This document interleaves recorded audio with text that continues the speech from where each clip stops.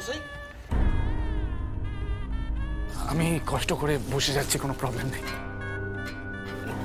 না না, তার কোনো দরকার নেই অভিরূপ। লাবণ্য ম্যাডাম, আমি বিয়েটা নিষ্ঠা করে করতে চাই। কি আশ্চর্য, মাটিতে না বসলে কি নিষ্ঠা ভরে বিয়ে হয় না নাকি? তা না, পুরোহিত মশাইয়ের অসুবিধা হতে পারে, হয়তো উনি কিছু মন্ত্র পড়তে ভুলে গেলেন। একবারই তো বিয়ে করছি, রিস্ক নিয়ে কি লাভ আছে?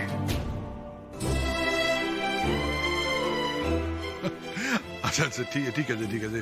ও যখন এত করে বলছে, এই পিয়ালা কাজ কর, তুই প্রিন্টটা নিয়ে এই তোমাল চেয়ারটা সরা, ওষুধ ধরো তো, আমরা বসে চেয়ার সরা, চেয়ার সরা, ধরে থাক, ধরে থাক।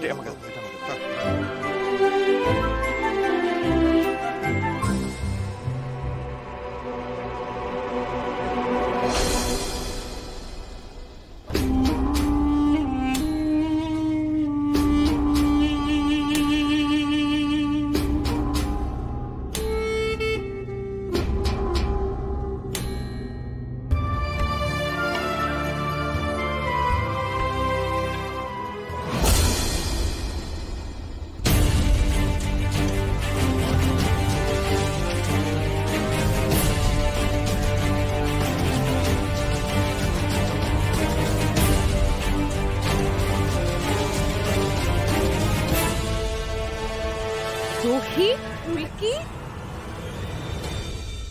তোরা এত দেরি করলি কেন? তুই তো সকালে আসার কথা ছিল, এদিকে বিয়ে শুরু হয়ে গেছে। আয় আয় আয় আয়। ফুলকি এদিকে এদিকে এদিকে।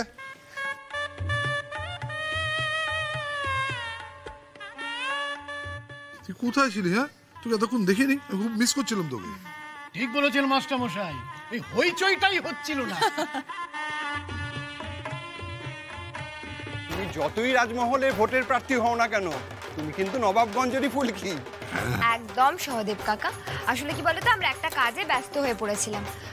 ও জেঠুমনি, এখনো সম্প্রদান শুরু হয়নি? না, হয়নি, হবে। কি রাজকার্য ছিল বলতো তোদের? তোদের দি ভাইয়ের বিয়ে আর তোরাই নেই। হ্যাঁ রে রোহিত, তুই তো পিড়িটাও ধরতে পারলি না।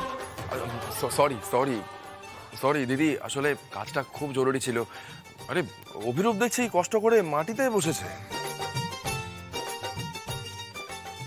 আরে আমরা কত করে বারণ করলাম, শুনলই না, বললো নিষ্ঠা ভরে বিয়ে করতে চায়। খুব ভালো।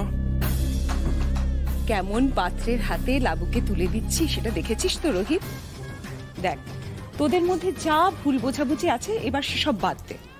লাবুর নতুন সংসার হচ্ছে, তোরা সবাই মিলে যদি পাশে না থাকিস সেটা কি ভালো দেখায়? হ্যাঁ,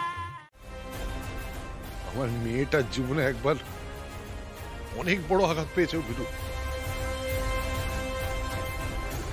কেন আবার তাকে এই আঘাতটা দিলে? ও কি ক্ষতি করেছে তোমার? কি ক্ষতি করেছে? কাউকে ঠকায়নি পল্লব স্যার।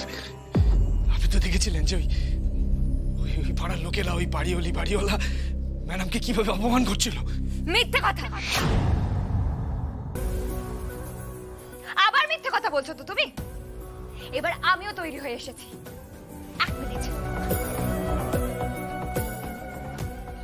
দাদা ভাই, এসো আমার সাথে। ভানু, লাবুকে নিয়ে ঘরে যা, এই বিয়ে তো আর হতে পারে না।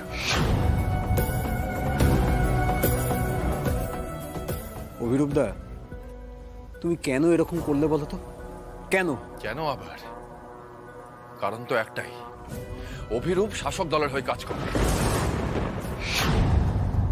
ও ভেবেছিল এই বিয়ের সুযোগ নিয়ে ও দিদির থ্রু আমাদের সব খবর জানবে এবং শাসক দলের কাছে পাচার করবে, তাই তো অভিরূপ?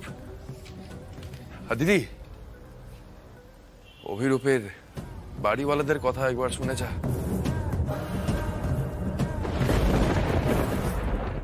আসুন।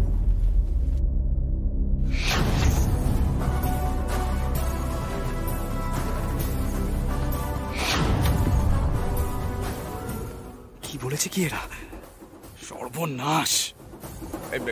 অভিরূপ দেখো ভাই, আমরা না একদমই সত্যিটা সামনে আনতে চাইনি, কিন্তু এই মেয়েটা যে, ওরে বাবা রে বাবা, কি সাংঘাতিক, কি সাংঘাতিক। এই অভিরূপ, তুমি জানতে না এই মেয়েটা বক্সার?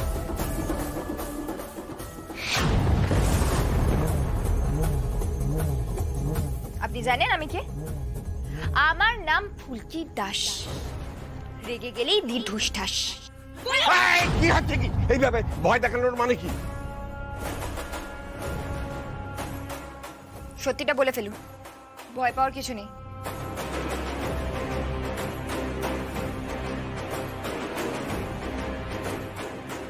ও তাহলে আপনারা বলবেন না, তাই তো? ঠিক আছে।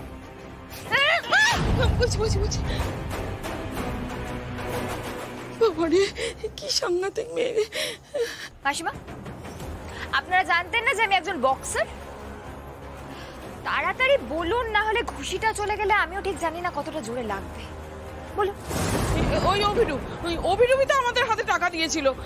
বিশ্বাস করুন, আমাদের না কোনো দোষ নেই, আমরা এই নারী নক্ষত্র কিচ্ছু জানি না। আমাদের হাতে টাকা দিয়ে বলেছিল যে ওই লাবণ্য সান্যালের নামে খুব সারা